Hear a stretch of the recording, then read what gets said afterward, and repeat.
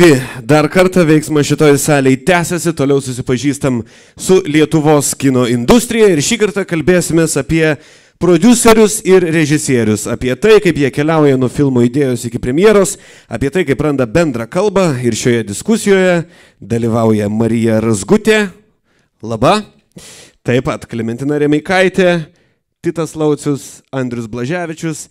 Titas ir Andrius yra režisieriai, Klementina ir Marija yra prodiuserės. Pradėkim gal nuo to, kaip radot vienas kitą. Klementina, Titai.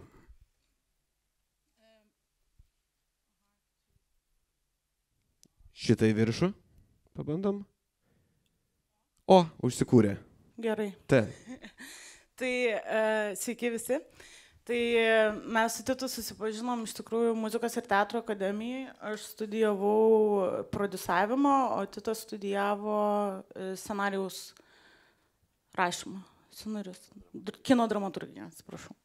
Tai mes ten susipažinom ir kažkaip pradėjom kartu ten dirbti. Ir tada Titas dar studijavo režisūrą magistrą ir tada kartu kažkaip pradėjom ir tos filmus kurti. Tai ar Tito versija tokia pati? Beveik tokia pat. Mums reikėjo parašyti bakalaurinį kartu per 2 savaitės ir taip gavos, kad jie reikėjo tą, o man reikėjo mano, tai buvo 2 savaitės ir ten pastoji dirbdom, tai kažkaip kartu jau pradėjom su treningais vaikščioti į akademiją, rašyti, tai taip ir susipažinom gal, dėl stiliaus rūbų. Komforto zonoje treninguose įmanoma ir per 2 savaitės viską padaryti, ja? Tada įmanoma, jo. Jūsų bendra istorija, Marija, Andriau. Man atrodo, pats geriausias paaiškinimas, dėl ko mes su Andrium dirbam kartu, yra, kad mes esam gimę tais pačiais metais, tą patį mėnesį, tą pačią dieną. Ir mes kažkaip visiškai netyčia tą sužinojom pirmą dieną, kai susipažinom. Ten buvo toks stojamieji į akademiją, aš atlydėjau draugą, kuris stojo irgi į režisūrą. Ir kažkokiu būdu mes su Andrium susipažinom ir kažkodėl, nežinau, kodėl mes apie gimimo datą pašnekėjom ir sužinojom, kad gimė tą pačią dieną. Ir buvo toks, pirmą kartą sutikau žmogų, kuris visiškai taip pat gimęs kaip aš. Ir viskas prasidėjo nuo tiesiog asmeninės draugystės su Andrium, kad buvom bičiuliai ir po to Andrius turėjo daryti magistro darbą, trumpametražį filmą.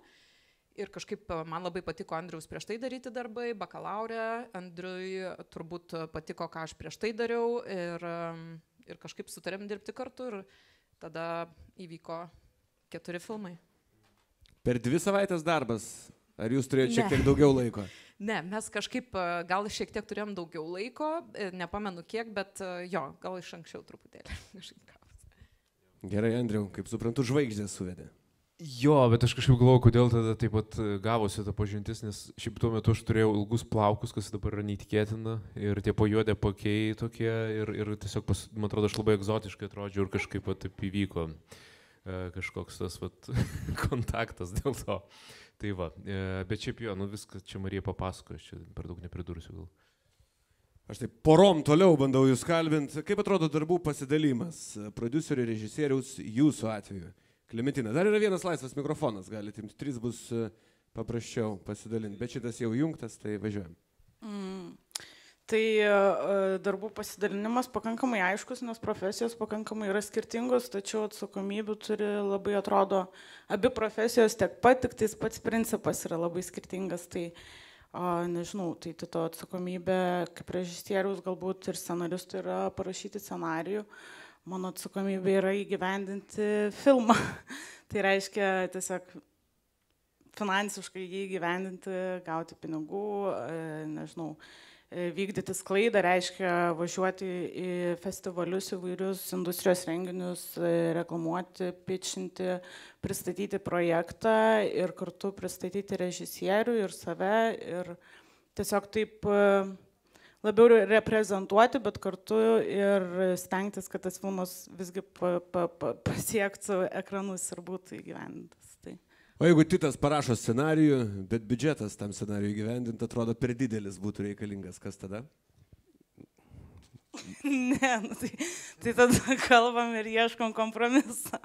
Nes iš tiesų darbas su režisierium ir prodiuserio, su režisierium, režisieriaus su prodiuseriu, manau, yra labai daug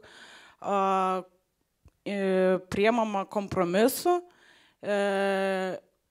atsižvelgiant į tai, koks yra filmo biudžetas, atsižvelgiant į tai, kaip jūs ir sakot, koks yra scenarius, tai jeigu mes norime gyvendinti tą filmą, tai turim būti, kaip sakant, abu suprasti adekvačiai situaciją ir galimybės ir tada aš manau, jeigu tame yra sinchronas, tai viskas įgyvendinau. Taip, tai. Jo, man atrodo, kad dažniausiai gal ne apie visą filmą būdavo kalbos, o apie kažkokias scenas. Ir sakom, čia ar tikrai reikia to, ar tikrai reikia to. Tada būna ilgas pokalbis ir bandymas vieną pusę arba kitą įtikinti. Tai jeigu įtikini, tai tada mes suprantam, gerai, reikia šitos scenos ir darom ir kažkaip verčiamės. O jeigu... Taip, bet tada būna, kad tada kažko tenka atsisakyti. Taip. Tai čia irgi yra tas diskusijų klausimas, kuris yra svarbesnis dalykas. Taip. Ar buvot kada rimtai susikibę dėl kokios scenos? Tai dažnai, visada. Nu, nežinau, ar jau neberimtai, bet atrodo iš išorės, kad rimtai turbūt. Nu, kaip, nu, tai čia toks irgi yra. Nežinau, kas yra rimtai. Rimtai yra, jeigu tu labai asmeniškai pradedi priimti kažką, tai kad nueini į tai, kad nevertina tavo darbo ir ta diskusija pasislenka visai į kitą pusę, o ne apie rezultatą ar scenarijų, tai tada tai gali būti labai rimtai, bet šiaip tai visa tai yra tiesiog diskusijos reikalas ir tenka daryti ir man kompromisus, bet ir... Va, galiu papasakoti, čia labai sena istorija. Kompromisas, kur labai aš supikau, bet taip mes jau dirbam. Tai kai filmavom pirmą filmą studentišką, ir mes dirbam 9 darbus vienu metu ir aš buvau prie monitorius ir atvažiavo Voltas. Ar Boltas ir reikėjo sumokėti už pizzas pinigus, bet tik aš turėjau kažkodėl tos pinigus. Jo, kešą ir man... Kešą mokat per Voltą? Ne, nu čia ne Voltas, ten dar ne, ten užsakom pizzą į namus. Jo, ir man reikėjo čia žiūrėti ir tada ateina Klementina, sako, duok 50 eurų ar ten kažkiek. Ir man reikia taip duoti, nu žodžiu, tai čia toks buvo 90-ųjų stilo. Tai gali būti, kad tu dakūrai kažką čia. Tai skoloj tu esi dabar. ne. Ten gal dar litai buvo, tai 20. Jo, gal kažkiek tam buvo. Nu tai tokie būna, kai vis tiek nelabai mes daug, ypatingai tada, tai iš vis neturėjom nei biudžeto, nieko, tai turbūt tas stresas kyla, kai reikia 9 darbus vienu metu daryti. Taip, nes akademija ir būdavo, kad tas prodiuseris yra ir gamybos vadovas, ir lokacijų paieška, ir kraftas, tai yra maitinimas, ir pirmukas, ir antrukas, tai tiesiog, o režisierius irgi yra viskas, irgi taip pat viename. Tai tiesiog tada jau prasideda tas toksai žiaurus, kaip čia vadinamas, multitaskinimas, kur tu tiesiog jau natūraliai nebeturi jėgų ir gal tiek... kompetencijų atlikti tiek daug darbų vienu metu ir tada natūraliai atsiranda kažkokie tokie gal konfliktai, kurie labiau net ne iš kūrybinės dalies atsiranda. Atsiranda kešo režisieriaus kišeniai, visa laimė. Aš galvoju dabar, dėlis pinigų infliacijos suma šiek tiek išaugus. Bet pasiskaičiuosit, kaip jūsų atrodo dramos ir nesutarimai, jeigu tokių būna? Būna, aišku, visada, bet kažkaip man atrodo... Gal Andrius neskoloja man, aš jam irgi liktai ne. Gal, nu, vis tiek jo yra kartais dabar, pavyzdžiui, irgi ruošiame naują filmą ir aršiai diskutuojam dėl keletos scenų, ten dėl pabaigos. Andrius sako, aš girdžiu tave, bet nesutinku. Aš sakau, aš tave irgi girdžiu, bet irgi nesutinku. Tai, bet šiaip paprastai mūsų bendradarbiavimas, nežinau, turbūt labai daug bendraujam, labai daug kalbamės, aš daug pasakoju, ką aš darau, kad Andrius žinotų ir suprastų, jis man pasakoja ir ta nuolatinė komunikacija tokia, dalinimasis, nu, nes tu vis tiek kaip bebūtų, filmas yra mūsų bendras projektas, mes esam kaip 2 partneriai, kurie daro, nežinau, kažkokį tai projektą kartu. Ir abu esam lygiaverčiai, turim tos atsakomybės, pareigų ir tai yra, nu jo, mūsų 2 toks, sakykime, veikla keletą metų bendra. Tai norisi, kad, aišku, viskas vyktų sklandžiai, dėl to reikia labai atvirai bendrauti, viską išsisakyti, kas nepatinka, kartais tas būna nemalonu, kai reikia viens kitam sakyti, kas nepatinka, bet va, kaip sakė kolegos, reikia neprimti asmeniškai, vėl, nu, tai turi būti toks darbinis santykis. Bet nežinau, tai kad mes su Andrium dirbam dabar jau kiek čia 14 metų kartu, tai turbūt atradom būdą, kaip bendrauti ir kaip išlaikyti tą ir kaip ir Klementina sakė, iš tikrųjų prodiuserio ir režisieriaus darbas yra labai labai skirtingas, nors tikslas yra vienas ir tas pats, ar ne, kad būtų kuo geresnis filmas pabaigoje, Bet jeigu prodiuserio darbas tai yra suvaldyti visus procesus, ar ne, kad tas filmas iš tikrųjų atsirastų, tai reiškia ir finansai, ir komanda, ir grafikas, visas kalendorius visų darbų, kad viskas susietų, viskas būtų atlikta. Ir aišku, vienas iš svarbiausių tai yra suprasti, kokia yra viešinimo svarba viso to, ir B2B lygmenį, ir komunikacija su auditorija būsima, nes filmas vis tiek daromas yra 2, 3, 4, kartais ir daugiau metų priklausomai nuo filmo, tai vis tiek tu turi suprasti, kad kas bus tavo žiūrovas po tų 3-4 metų, ar ne, ir kas ateis žiūrėti to filmo ir tą turi po truputį, kaip sakyt, tą bildinti savo žiūrovą. Tai jo, tai tas darbas yra labai įvairiapusiškas, bet kažkaip kartu pasiskirstant, kas ką daro, man atrodo, kaip ir gana aišku. Nežinau, Andriau, nori pridurti gal? Ačiū. Svarbu atskirti vaidmenis tinkamai, kaip suprantu. Gerai, o kalbant apie tas pozityviasias patirtis, tai jūs jau šiek tiek palėtėt, o ko reikia prodiuserių iš režisieriaus, režisierių iš prodiuserio, kad būtų galima dirbti kartu sėkmingai? Ko reikia? Reikia, manau, gal tokių kaip labiau asmeninių gal savybių, gal reikia kažkokios turėti empatijos vienas kitam, kad suprasti, kad mokėti save pasistatyti kito vaidmenį. Tu negali būti labai kategoriškas, negali būti toksai gal labai per daug valdingas. Ir aš manau, kad dar vienas dalykas labai yra svarbus, tai truputėlį numažinti kiekvieno asmens ego, nes jis dažniausiai yra labai didelis ir tą suprasti, kad tai būtent kaip Marija ir minėjo, kad tai yra 2 žmonių darbas, o ne vieno.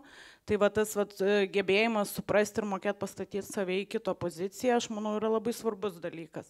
Kitas dalykas, matyti, yra atsakomybė, kiek tu moki priimti atsakomybę už projektą, už savo veiksmus, mokėjimas pripažinti savo klaidas, manau, irgi yra vienas iš svarbiausių dalykų, nes tai tada veda į tokį dialogą ir tada supratimą, kad žmogus supranta visgi situaciją ir kad klaidų mes visi padarom. Ir iš jų paskui pasimokom ir yra labai smagu, kad paskui įmanoma jų nebedaryti. Ir man atrodo, kad taip kažkoks tai bendro tikslo turėjimas, susitarimas, kad mes siekiam vieno tikslo bendro, yra padaryti filmą, kad tas filmas būtų geras, kad mes kiekvienas iš savo profesinės pusės įgyventumėm savo tikslus išsikeltus. Tačiau tas galbūt, kad tas filmas pasiektų ekranus ir tas mokėjimas, būtent suprasti tą tikslą, ko mes čia norim kartu padaryti, ką mes norim, o ne kiekvieno tik tais asmeninės kažkokios ambicijos, kas dažniausiai ir labai sugadina daugą ir patį filmą, ir santykį, ir netgi tą pačią komandos atmosferą, kai reikia dirbti kartu. Tai aš manau, šitie tokie gal dalykai vieni svarbiausių. Dažnai tai būna kine? Kad sugadina asmeninės ambicijos projektą. Oi, aš manau, kad labai dažnai. Tai tas ir yra mokėjimas, kaip tu turi susidraugauti ir susidirbti. Kaip Marija minėjo su Andrium ir jie dirba kartu jau pakankamai daug laiko.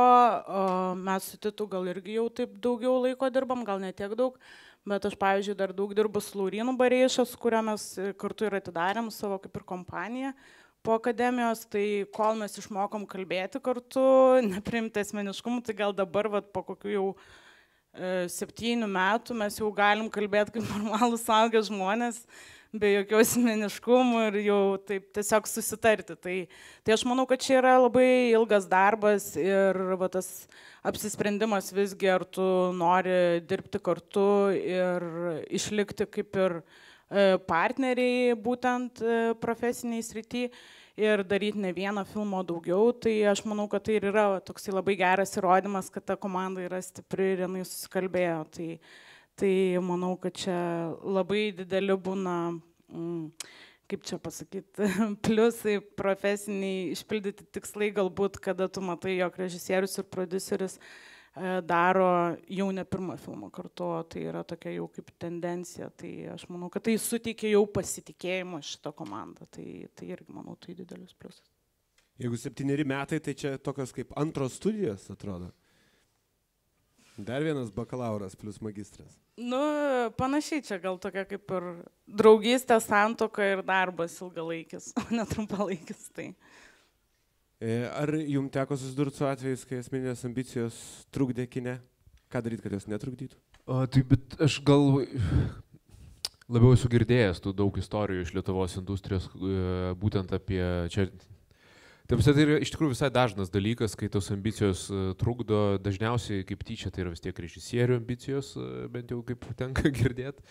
Tai va, bet aš dar ką norėčiau pasakyti, kas yra labai svarbu, man atrodo, dėl to darbo kartu, nes šiaip mes visi čia keturiese dirbantis, tai vis tiek tai yra autorinio kino, mes esam kaip ir kūrėjai ir vis tiek viskas prasideda nuo to, kad režisierius arba scenaristas turi scenarijų ir va čia yra toks momentas, kai jisai ateina pas prodiuserį su savo idėja ir vat prodiuseriui turi tiesiog jinai patikti, nes jeigu ne, ir jisai, pavyzdžiui, vien tik iš draugystės eitų, tai būtų labai, toks, žodžiu, čia va šita dinamika, man atrodo, irgi yra labai svarbi, būtent, kad tą idėją tikėtų du žmonės, nes jeigu tik tai vienas ir vat būtent labai dažnai tai būna, kad tik tai vienas tiki, ir va tada prasideda problemos, man atrodo.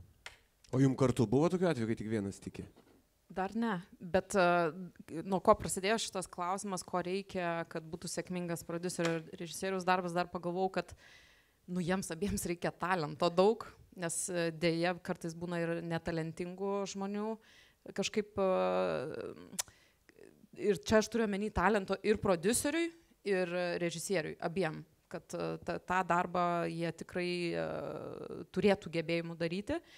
Ir tada turbūt kažkokias tai, nežinau, meilės tam savo darbui.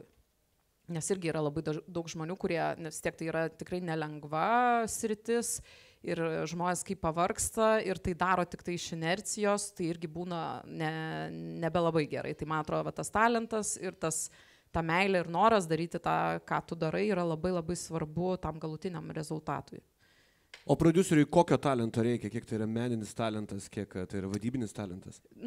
Tai va turbūt su prodiuseriu yra, kad turi būti geras miksas ir to, nes vis tiek mes turim tikrai dirbti su labai daug talentų, mes turim skaityti scenarius, mes turim mokėti juos analizuoti. Tu turi dirbti su audiovizualinė medžiaga, tu turi tai išmanyti, turėti gebėjimų, analizuoti tiek tekstą, tiek vaizdą, turi labai daug filmų pats žiūrėti, turi labai daug skaityti, tam, kad tu būtum visą laiką, kaip palaikytum pulsą ir žinotum, kad tas darbas, kurį tu tuoj pasakysi, kad taip, aš norėčiau jį prodiusuoti, kad tai yra kažkas naujo, originalaus, įdomaus, nes jeigu tu pats neseki to, kas vyksta, tai vėl, tau atrodys kaip čia faina ir originalu, bet tada vėliau tu suprasi, kad šiaip tokių filmų daug jau yra, arba ten, nežinau, čia iš vis kartojasi. Tai man atrodo, kad prodiuserio darbas yra labai labai toks, įdomus miksas tarp tų gebėjimo būti šalia meno ir suteikti jam tam tikrą formą ir kažkokį tai kūną galų gale. Titas seniai girdėjom, o kiek mikso yra režisieriaus darbe? O aš ruošiausi apie prodiuserius visą laiką. Gerai, laisvai galim nuo to pradėti. Jo, tai nežinau, man atrodo, režisierius yra tokia pavojinga profesija, nes labai gali diktatorium tapti. Nes tu turi kažkiek tos valdžios, sakykime, kur kažkas klauso ir čia toks pavojingas dalykas, nes man atrodo yra žmonių dalis, kur supranta, kad ne visada taip gali pasakyti, žinai, nes tau atneša kavos, taiga kažkas į ranką ir ta galvoja, tai nuo tokių mažų dalykų prasideda ir tada, tai nežinau, man atrodo, kad reikia su to dirbti, nes pavyzdžiui, prodiuseris arba kiti komandos pagrindiniai nariai yra tie, kurie tau gali užduoti tokius klausimus, į kuriuos turi atsakyti viduje. Ne taip, kad aš, kartais būna ir taip, kad sakai, aš tikiu, negaliu tau pasakyti, kodėl tai veikia, bet tai, reti atvejai yra tokie. Dažniausiai tai yra tokie, žinai, kad jie padeda ir prodiuseris yra kaip toks žiūrovas pirmas, tas pradžioj, kuris žino tave daugiau, žino, kad gal ir jis man čia gal taip padeda, turi idėją, bet padeda gal surasti apie kainai, nes gal vis dėlto ne apie tai yra, ir toks yra pokalbis kažkoks, tai jo, nes ir režisieriui ir nuleisti ant žemės šiek tiek, bet ne visada reikia jį nuleisti ant žemės, taip, ne visada. Bet... Ne, aš manau, jeigu labai dažnai nuleidinėsi režisierių ant žemės, tai irgi taps tokiu kažkokiu diktatorium iš kitos pusės, kuris kažkodėl irgi vadovauja ir kodėl jis turi tą teisę daryti. Tai čia vėlgi ateinam iki to rezultato. Jo, nes būna, gal čia iš seniau irgi, nes tie rėkimai aš seniau kepdavau maistą aikštelį, kepdavau sumuštinis ir gamindavau kavą iš aparato iš namų, reikėjo atsinešti ją. Tai sugadinau taip kavos aparatą, nes ten yra, tas kavos aparatas, kur padarai kavą ir vieną kavos pasidarai. Tai aš gaminau visai komandai, tai aš susideginau visus pirštus ir prakeikiau, ten fotosesija buvo.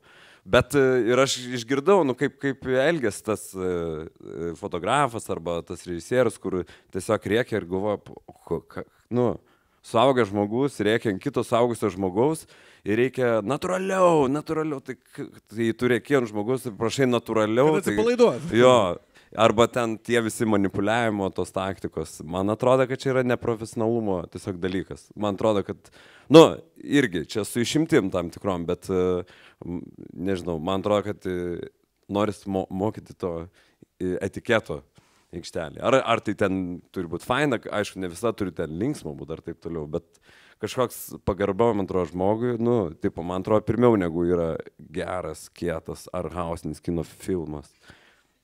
Nežinau. O manipuliavimo bet taktikos... manęs neklauskit, aš žiūriu Indiana Jonesą, tai man iš vis... Manipuliavimo taktikos nuskambėjo iš tavo lūpų. Kas tai būna, pavyzdžiui? Manipuliavimo taktikos, tai tokios, kur mes skaitom, tai yra ta esminė tokia, kur nežinau, Shininga turbūt, man atrodo, čia tokia pagrindinė buvo, kur visą laiką nesiskaito su aktorė, žinot tą istoriją, ten nesiskaito su Jacku Nicholsonu bendrauja Kubrickas fainiai, o su ta Shirley Duvall, visada ją ten, blogai darai, tam, kad atseit sukurtų tokį siaubo, kad jinai tikrai tokia išsigandus. Tai čia, man atrodo, tokia, dabar negalėtų taip, man atrodo, įvykti jau, nes jinai ir tai būtų padarius, mano čia nuomonė, nes jinai nereali aktorė. O iš mano manipuliacijų, tokių mažyčių, žaismingų ir vaikiškų visiškai, tai buvo tik tokia, kad, pavyzdžiui, yra aktoriai, kurie improvizuoja gerai, labai jų nedaug yra. Yra, kur improvizuoja ir improvizuoja labai blogai. Tiesiog prikalba beleko, bet kitaip jisai nesuvaidins, jeigu tu jam neduosi dalykų. Pavyzdžiui, jis labai sako, čia reikia pakeisti kažką ar taip toliau, yra kurie ne. Tai tie, kurie pakeis, tai tiesiog manipulacija yra tokia, kad kartais leidi jam pakeisti kažką.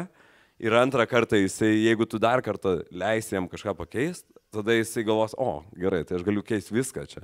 Bet mano taktika yra tokia slapta, tai vieną kartą leisti, antrą kartą nebeleisti. Ir tada jis sako, okei, bet reikia pasitaupyti toje vietoje, kur žinai, kad jisai jau norės keisti, bet tada jau aš jau tau leidau vieną pakeisti ten, bet, vietoj bet, sakyti ten, žinai, kažkaip mažesnį. Ir iškirpai ten, kur leidai. Jo, ten negaliu sakyti. Vienas iškirptas buvo, kito neišėjo. Tai. Jums teka susidurti su kažkokiam tai manipulacijom, nežinau, komandos vidui? Ar yra veikiančių pozityvių? Ne, aš kažkaip iš komandos narių tai nepastebėjau, tiesą sakant, pats aš irgi, man atrodo, nelabai užsiėmau tokiais dalykais, nes irgi galvojau, kad tai nėra profesionalu. Bet aš esu girdėjęs vieną atvejį iš kolegos filmavimo, apie kurį papasakosiu, irgi buvo aktorius, kuris labai daug aiškino. Žiauriai norėjo režisuoti ir tiesiog tas mano kolega režisierius filmo, jisai tiesiog sako, tai dabar aktorius ten šitas visai komandai, sako, jisai dabar režisuos, operatoriai visi dabar klausom jo. Ir aišku, tas aktorius, kaip čia, ir viskas, ir baigėsi jo aiškinimai tada. Tai buvo tokia, taip nusodino labai. O kaip formuojat komandą? Ką formuoja režisierius, kokią komandos dalį, kokią prodiuseris? Mūsų atveju šiaip jo, mes čia taip gal ne visi taip turbūt dirba, nes aš, aišku, aktoriai, operatorius mano dalis yra, bet aš, pavyzdžiui, su dailės departamentas, ta prasme, Marija tikrai labai prisėda prie kitų departamentų formavimo, nes aš pagrindė tai noriu aktorius ir operatorių, o jo, taip paprastai, nes visą kitą jau čia aš palieku. Čia, man atrodo, dar svarbu yra tas, kad mes tarėmės apie viską kartu, lygiai taip pat, ką aš pasiūlau, tai aš pasiūlau Andriui, mes apsitarėm, kodėl taip, su kažkokiais argumentais, Andrius lygiai taip pat su kuo jis norėtų dirbti, papasakoja, apsitarėm, tiesiog pabandom suprasti, kaip visą tai dera tarpusavyje. Kaip komanda, kaip aktorių visas ansamblis ir iš grinai tos profesinės vaidybinės pusės, iš kažkokios bendražmogiškos pusės, kad tai būtų nes mums reikės ilgą laiką dirbti kartu ir tai irgi yra labai svarbu galutiniam rezultatui, kad ir tie talentai derėtų, ir filmo stilistika atitiktų, ir žmogiškam lygmenį būtų gerai. Beje, auditorijai trumpa informacija, kad galite prieiti prie mikrofono, bet kada įsiterpti mūsų diskusiją, užduoti savo klausimų, o kaip formuojat komandą jūs? Tai gal toksai labiausiai, tai kaip, aš nežinau, gal dažniausiai gal režisierius nusprendžia, koks jisai yra operatorius, kas jisai yra, koks turi būti aktoriai, aišku, aš irgi manau, kad tai yra visiškai režisieriaus atsakomybei. Sprendimo turiu omeny. Gal labiau iš tų kūrybinių, kurios yra kūrybinės ten jau tos pozicijos, tai kaip garso režisierius, ten dailininkas, scenaristas, operatorius, kompozitorius, tai čia tokios yra, manau, pozicijos, kur turi apsitarti abu du žmonės, todėl kad, kaip Marija ir minėjo, kiekvienas filmas yra kokie 3-4 metai ir tu su tuo žmogum, kad ir koks jisai galbūt yra profesionalas ir yra labai, labai talentingas savo profesijoje, bet yra nesukalbamas žmogus, tada yra irgi klausimas, ką mes renkamės, nes tiesiog jisai gali, jeigu jis yra nesukalbamas ir yra kažkur, tiesiog tu su juo galbūt negali komunikuoti, jis ir neatskleis to talento, nes tiesiog kiekvienas mes atskleidžiam savo talentus tada, kai mes gerai jaučiamės ir kai mes turim tam galimybę. Ir mūsų neribojo kažkokios tos ambicijos, ar ego, ar kažkokie kiti sprendimai, tai mes kiekvienas leidžiam tiem talentam atsiskleisti. Tai aš manau, kad šitai irgi turi būti toksai, man jis gal atrodo labai talentingas ir geras, bet režisieriui, tarkim, Titui reikės visą koncepciją, vaizdą apsitarti su juo ir jis su juo negali bendrauti. Bet čia yra toksai kaip ir kūrybinė dalis. Tai vėlgi, čia man atrodo, tas yra labai svarbu, suderinti žmonės ir netgi aš, pavyzdžiui, kada šiaip komanda būna ir prie kameros, tarkim, būna žmonės kokie, aš netgi dažnai su režisierium pasitariu, ar tavęs neerzina kažkuris vienas iš šitų žmonių, arba ten, nežinau, ar tau jis patinka čia, bet iš tos pusės, kur tu tiesiog jautiesi gerai ir jis nekelia įtampas, tai čia tiesiog, kad tą bendrą atmosferą patogią sukurti visiems, kad tas ėjimas į tą filmavimo aikštelę nebūtų kančia ir tu labiau koncentruotumėsi į tai, ką tu nori padaryti kūrybiškai, o ne į tai, kaip čia tave kažkas tai, nežinau, tai buitiškai sakant, nervuoja ir tu apie tai visą dieną galvoji, tai čia tiesiog. Yra buvę tokių titai? Jo, yra vienas žmogus, kur nežinai, ką kartais nežinai, ką jie daro aikštelį, nes, kaip aš bendrauju su vienais, jie bendrauja su savo departamentais, bet yra žmogus, kur užmiega visą laiką, tiesiog surandi, jis miega. Arba jisai klausia, kada valgyt. Žinai, kada valgyt bus, kaip tau vakar. Man irgi patinka maistas, bet tokie ir tada po truputį jie nervina, nes vis tiek čia bandai čia kažkaip dirbti. Man tai kažkaip primena, kai aš buvau gimnazijoje ir buvo komanda, 4 metus tu esi su to pačiu klase ir vieną turi kašiorą ir jisai žiauriai gerai žaidžia kašį, bet fizinis vis tiek vieną kartą, tik tai 2 kartus per savaitę. Tai tada tai žiauriai fainu su juo būt, tas 5 minutės, bet likusi laiką tai pragaras yra. Tai čia panašiai, 4 metai irgi filme. O tai pasiekė bent krepšinio karjeros tas žmogus? NBA yra neblogai, man atrodo. Jo. Kuris čia? Gerai čia, ne? Čia ne mano. Nežinau, iš kurio Titas miesto. Čia gal būtų gera užuomina. Iš Vilniaus. Ai, tai čia viskas aišku. Tada, ja. Primetus maždaug amžių. Kandidatūra telieka viena. Gerai, nuo krepšinio... Aš nieko nesakiau šiaip. Nuo krepšinio tada grįžtant prie kino, pakalbėkime apie projektus jūsų konkrečius, jūsų atveju tai yra paradas, tai kaipgi krenta telefonai čia, ačiū labai Klementina, ačiū. Kaip gimė parado mintis, kaip ją vystėt, kaip vertinat ją ir kodėl pasisekė, turbūt galim sakyti, kad pasisekė. Pradėsiu nuo vertinimo, vertinu puikiai. Ne, iš tikrųjų idėja gimė, tai tiesiog, kad mano tėvai jau buvo išsiskyrę ir aš atėjau pas mamą išgerti kavos ir tada jinai pasakė, kad sako, oi, žinai, mes, sako, vėl su tėčiu išsiskyrėm per bažnytinį teismą. Vėl? Vėl, sakė, jo, nes jie buvo jau 25 metus išskyrę. Ir tada sakau, kas tas bažnytinis teismas, žodžiu, ir tada pradėjau paaiškino, kad reikia ten eiti, visą tą instituciją ir aš jau atsimenu, kad kavos negeriau, jau man buvo įdomu, kas ten vyksta, po to pas tėtį nuėjau ir jie taip man visą tą anketą, nu, žodžiu, aš gavau iš pirmo šaltinio, realiai, kaip istoriniai šaltiniai, gavau viską, pasidariau ir tada jau ir į patį teismo bažnytinį, nu, žodžiu, buvo jau akivaizdu, kad čia yra ir artima man, ir atrodo visai, nu, vizualu, visai tokia gal ir negirdėta. Tai va taip ir buvo, tą pasakiau, Klementina turbūt sakė, vo. Neatsimenu, kai. Aš irgi nelabai, man patiko idėja ir mes su Titu padarė, buvom prieš tai 2 trumpametražius filmus. 3 gal trumpametražius filmus akademijoje, turiuomenį, kada studijavom kartu.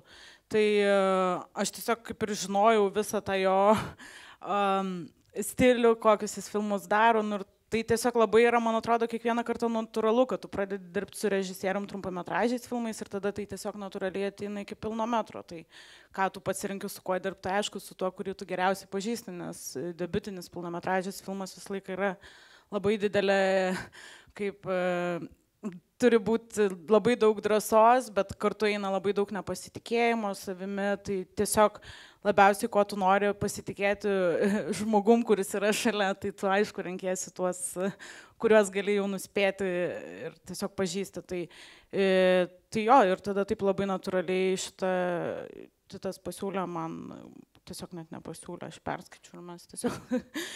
Pasiūlė paskaityti. Pasiūlė paskaityti, aš paskaičiau, man patiko. Tai šiaip aš taip labai mėgstu gal, kad filmai būtų labai skirtingi stilium, žanrų ir man labai pasisekė, kad aš sutikau tokius režisierius, kurie daro labai skirtingus filmus ir manau, tas labai dažnai motyvuoja ir tau nėra nuobodu ir tu tiesiog kiekvieną kartą tu darai vis kitokį filmą, tai labai įdomu. Ir ta sėkmė kiek nuo idėjos, kiek nuo įgyvendinimo priklauso paprastai ir priklausė šiuo atveju? Nežinau, kaip čia atsakyti. Nu, čia sėkminga, nu... Ar buvo sėkminga? Man tai užtenka. Ne, tai mes pradėjome nuo Tito vertinimo, kad vertina gerai, tai dabar toliau klausiu, kodėl gerai. Nu, kaip pasakyti, aš čia versiu, nes pusiau supratau klausimą, tai pradžioj galvau baisu, pradžioj yra baisu, nes atrodo, kad nieko, tikrai niekad ar supras ar ne, ir tada pradžioj, baisiausias dalykas šiaip yra, kai atsisėdi į salę ir jau paleidžia tą ir tada yra ta tamsa, jau užgesta šviesas tamsa ir jinai visada yra per ilgai. Pradžioj galvoju, eina pekla, kodėl taip ilgai, čia nepasileido. Tai pradžioj viskas būna apie tos techninius dalykus, turbūt nepasileido, kodėl taip tyliai, jo tyliai, taip ir turi būti, žinai. Tai va, o po to jau, kai praėjo tas pradžia, jau mes kažkaip žiūrėjom, viskas bet gerai. Dar yra kartais ir prodiuserio tokie dalykai, kur tau atrodo, pavyzdžiui, tu to atveju, tai čia buvo kaip ir komedija, komiška drama, mes pristatinėjom šitą filmą, tai jinai tokia ir yra, ir sėdi salėje ir jauti, kad juokingiausiose vietose nieks nesijuokia ir tada, nieks nesijuokia kaip lievai, tada jautiesi, tai aš manau, kad labai skirtingai kiekvienas žiūrim kartu tą pirmą filmą, turiu omeny prodiuseris ir režisierius, tu dažnai labai tą auditoriją visą laiką galvoji, čia kažkokia turi būti reakcija, tu turi išgirsti, aš manau, ir režisieriui irgi svarbu, kad atlieptų tas šmaikščias tas scenas juokingas, kur tu labai ilgai kūrei kažkokį bairį ir iš jo, pavyzdžiui, nesijuokia, tai irgi tada pradėjai galvoti, kad gal jis neišėjo. Taip, buvo tokia diskusija, kad sako, jie nesijuokia, aš sakau, aš girdėjau tokį kikenimą už... Tokį uždarytą burną, čia dar geriau, tai tokia nesąmonė, tiesiog stresės. Bet irgi labai buvo įdomi, bet aš prisimeniau apie tą kikenimą, mūsų šito filmo premjera buvo Talino kino festivalyje ir Taline dirba ir kaip ir toksai gal meno vadovas yra Edvinas Pukšta, kuris buvo šito filmo super fanas ir jisai labai ten juokėsi iš to filmo. Ir buvo premjera ir Taline, kaip estai tokie kartais nelabai gal supranta vietomis to humoro ir kartais būna, kad irgi tu išverti tą tekstą, tai nėra, tai yra... Lost in translation. Jo, kartais yra. Bet juokingiausia buvo, Edvinai žiūrėjo tą filmą kažkelintą jau kartą ir jisai sėdi pirmoji ir jisai kvatojo, jo tas juokas yra toks užkrečiamas, kad ir visi pradeda juoktis. Tai jisai... Vakar reikia kviesti premjeras. Jo, tai jisai juokės ir tada visi juokės. O auditorijos testas jau aišku šitą parodo, o būna taip, kad nesuprantat, ar gerai ar ne, būdami procese. Nu, sakykime, žiūrėdami filmą jau patys entąjį kartą, būna tas toks pasimetimas? Man tai labai dažnai, bet čia vėl, mano maža patirtis, bet jau dabar buvo biški lengviau, nes pradžioje tai aš labai juokdavus, visą laiką pats labai blogai čia yra. Ir išvengi, negali, jau čia taip juokinga tau. O po to jau kažkaip jau supratau, ten išgirdau, kad Spielbergas sakė, kad negalima, kad aikštelį nieks neturi nesijuokti. Ir žodžiu, tada bet aš... Plot pradėjai gal? Ką? Ne, tada man jau ir nebejokinga ir pasidarė iš tikrųjų, tai jau čia buvo ir blogiau. Bet aš atsimenu, kad kažkas vėl iš komandos, gali būti net tas pats bičas, kur mėgodavo ir valgydavo, bet sakė, čia komedija bus ir iš toli, žinai, aikštelį. Ir aš galvoju, eina savo, bet viskas gerai, žinai, gal čia ir yra gerai. Nu, žodžiu, tai tu pastovi. Ir mes visi, žinai, gal, atsimenu, ir aktoriai galvoja, bet kažkaip nejuokinga. Ir tada jau atneši montuotojui, kuris nebuvo aikšteliai, tada, juokinga. Sakau, tai ko nesijokė? Bet jis sako, juokinga, labai juokinga. Čia Mikas. Ok, ar jums tai būna? Kur nežinot, išėjo ar neišėjo?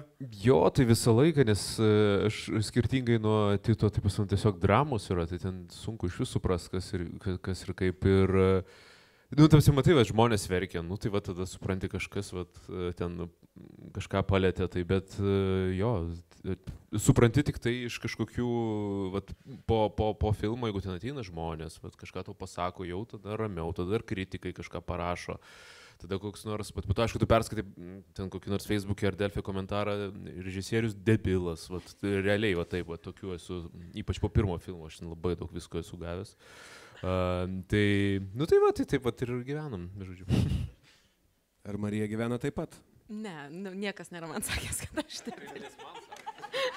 Nes Marija ne režisierius, tiesiog. Jo, ne, bet aš pavyzdžiui kažkaip... visada dvejonės, ten visas, išsakau, išgalvoju, išgyvenu iki premjeros, kai mes jau padarom filmą ir aš kažkaip tą filmą savo susipozicionuoju. Aš žinau, ką tas filmas man reiškia, aš žinau, ką mes su šito filmu padarysim ir aš žinau, kokia yra jo vertė ir man tada jau, manęs niekas neišmuš. Aš suprantu, kad bus kitaip galvojančių žmonių, kad bus man pritarančių, bet aš surandu tam filmui vietą ir man tai yra viskas tvarkojasi su tuo. Aišku, premjera pati yra visada baisu, kaip Tita sakė, per ilgai ta juoda tamsa. Tada visada atrodo čia per tyliai, ar čia pastriks DCP ar nepastriks, ar mums vienąsyk per vieną techninę peržiūrą tiesiog dingo elektra, nes pasirodo, kad Savanorių prospekte ESO nusprendė padaryti kažkokią tai iškasti didžiulę duobę ir atjungė visam Savanorių prospekto elektrą ir vingi dingo elektra. Tai yra ir tokių istorijų buvo, bet tai to streso tu ten apturi tikrai daug. Bet man atrodo kažkaip, kad niekada nesu su ne vienu filmu, kad po premjeros galvočiau, o ne, reikėjo kažką daryti kitaip, ar ten galėjom geriau, o gal čia super gerai ten ir jau geriau nepadarysim. Kažkaip sakau, labai reikia, man atrodo, padarei tą filmą, jį, kaip sakant, apkabinai, paleidai tą pasaulį ir viskas tu eini daryti kitų filmų ir jam leidi gyventi savo ir nebegalvoji, kaip čia kažką keisti, nekeisti.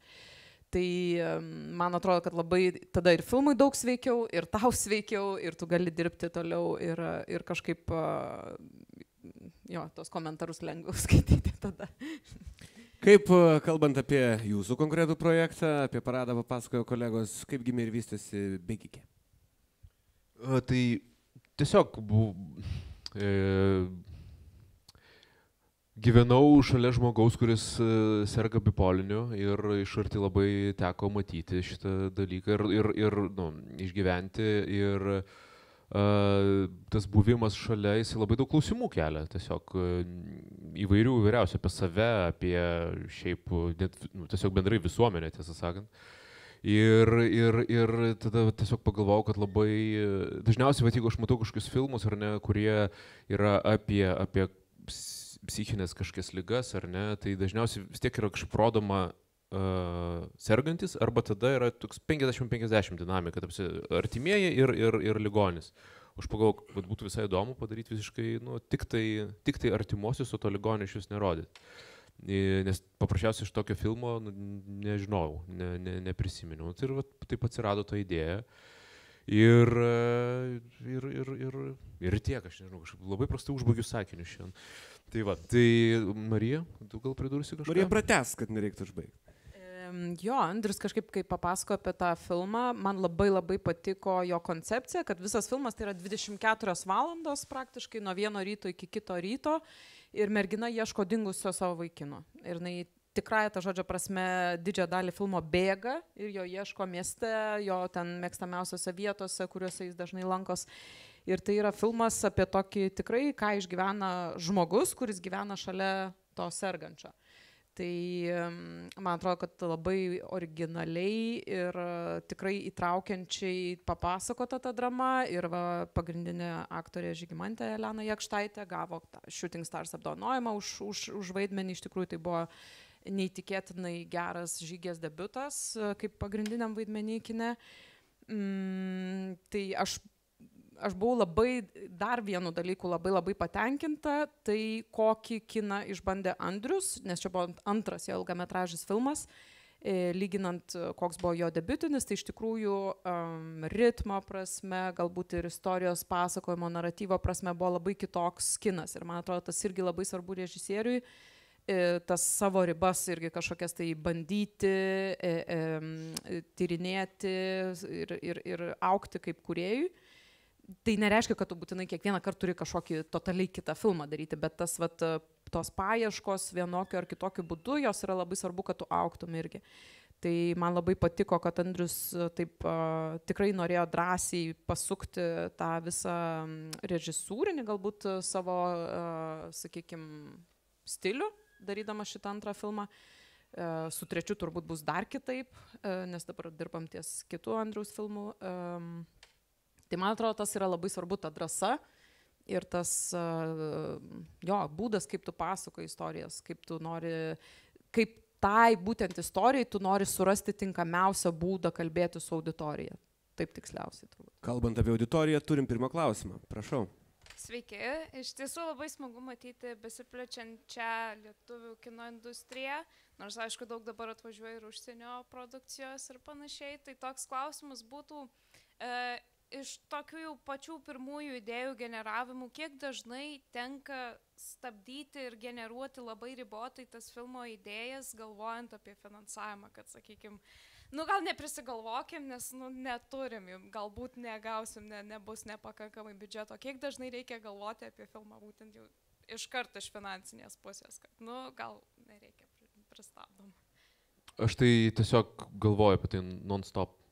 Ir visą laiką, kai rašau, aš tiesiog nesuprantu, kaip kai kurie, yra Lietuvoje kino kūrėjų, kurie kūrė fantastinius filmus, aš jais tikrai žaviuosi labai, bet aš neįsivaizduoju, kaip galima už lietuvišką biudžetą bandyti fantastinį filmą kurti, tikrai sudėtingą ir brangų, ir aš tiesiog visą laiką apie tai galvoju ir labai save, negaliu sakyti, kad riboju, bet tiesiog galvoju tokias idėjas, kurias tu galėtum įgyvendinti po to finansiškai.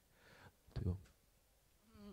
Jo, aš tai irgi gal iš pradžių, aš manau, kad idėja, pati kaip idėja, visą laiką yra labai smagu pasvajoti. Mes visi mėgstam svajoti, kaip būtų, jeigu būtų. Tai aš manau, kad ta pati idėja, kada pradedi kalbėti apie ją, kokia jinai galėtų būti ir apie ką čia tas filmas ir kaip čia kas ir kas čia turėtų vykti ir taip toliau. Tai tiesiog yra smagu, bet kartu iš to kažkokios idėjos pristatymo, kada tu pristatai ir tada atsiranda tas dialogas, o gal galėtų būti taip paprasčiau ir tai nepakenktų niekaip tą idėją ar temai, galėtų galbūt nebūti to arba to ir tada tu vėlgi prieini prie tokio kompromiso, kad tu nenužudai idėjos iš karto, tu gal bandai ją leisti plėtotis, bet čia vėlgi, man atrodo, labai priklauso nuo režisieriaus, kaip jisai rašo tos scenarius, nes čia vėlgi labai priklauso ir nuo asmenybės, atsakomybės ir kaip tu galvoji, nuo tavo racionalumo, ar tu kaip tik esi galbūt labiau iš jausmo žmogus. Tai čia vėlgi, man atrodo, tiesiog į asmeninės savybės labai irgi atsiranda tos idėjos. Vat kaip Andrius sako, kad rašo galvodamas jau. Tai... Čia antraštė įsivaizduoju kokio nors pusiau bulvarinio portalo, kad režisierius nuolat galvoja apie pinigus.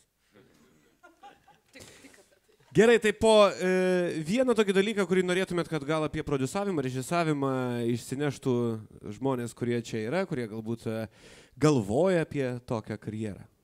Klementina. Vieną žodį? Nebūtinai vieną žodį, patarimą vieną. Ai, patarimą. Žodžiu, iki 100 gal taip. Nežinau, aš tik kažkaip galvoju, kaip... Dažnai sako iš viso, ką tas prodiuseris daro, tai čia dažniausias klausimas yra žmonių, kurie galbūt nėra niekaip iš industrijos, nėra susiję ir taip, nežinau, visiškai šono. Tai ir ko reikia, kad būtum geras prodiuseris ir taip toliau. Bet aš kažkaip, nežinau, čia toks atrodo, tu labai apriboji žmonės iš karto ir tai, netgi tu to paties prodiuserio negali per daug irgi apriboti, nes jis irgi nėra kažkoks tik Excelio lentelė. Jis irgi yra ir kūrybiškas, tarkim, tam tikrose sprendimuose turi būti kūrybiškas.